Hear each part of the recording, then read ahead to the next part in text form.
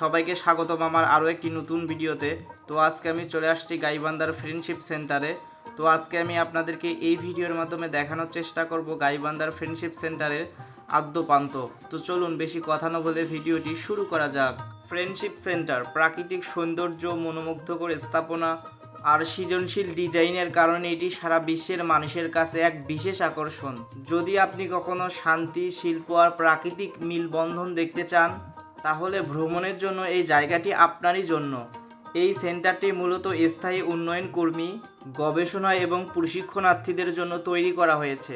এই ফ্রেন্ডশিপ সেন্টারে মূলত বিভিন্ন ধরনের কর্মশালা, প্রশিক্ষণ, বিভিন্ন ধরনের সেমিনার, এমনকি বিভিন্ন ধরনের কমিউনিটি মিটিংও আয়োজন করা হয়ে থাকে।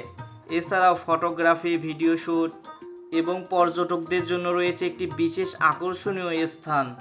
এই ফ্রেন্ডশিপ সেন্টারের মাঝখানে রয়েছে বিশাল একটি উঠান, চারপাশে সবুজ গাছপালা দিয়ে ঘেরা। এ যেন গ্রামীণ জীবনের একটি ছোঁয়া। পাখির ডাক, হালকা বাতাস আর চারপাশে শান্ত পরিবেশ আপনাকে সত্যিই মুগ্ধ করবে। এটি একটা শুধু আধুনিক স্থাপনা না, এটি গ্রামীণ সৌন্দর্যের অসাধারণ একটি সমন্বয়।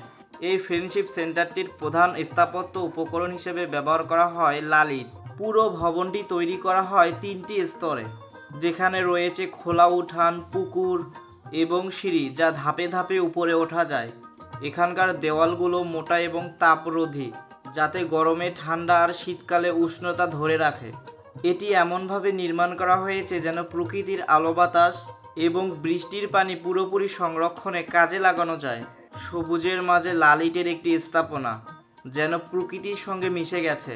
গাইবান্ধার এই ফ্রেন্ডশিপ সেন্টারটি শুধু একটি স্থাপনা নয়, এটি একটি অনন্য অভিজ্ঞতার নাম। এই ফ্রেন্ডশিপ সেন্টারটি অবস্থিত গাইবান্ধা জেলার ফুলছড়ি উপজেলার মদনের পাড়ায়। আর এই ফ্রেন্ডশিপ সেন্টারে আসতে চাইলে প্রথমেই আগে আসতে হবে গাইবান্ধায়।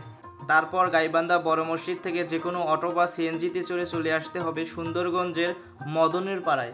সো বন্ধুরা, এই ছিল আজকের গাইবান্ধার ফ্রেন্ডশিপ সেন্টার নিয়ে ভিডিওটি ভালো লেগে থাকলে অবশ্যই কমেন্ট বক্সে জানাবেন।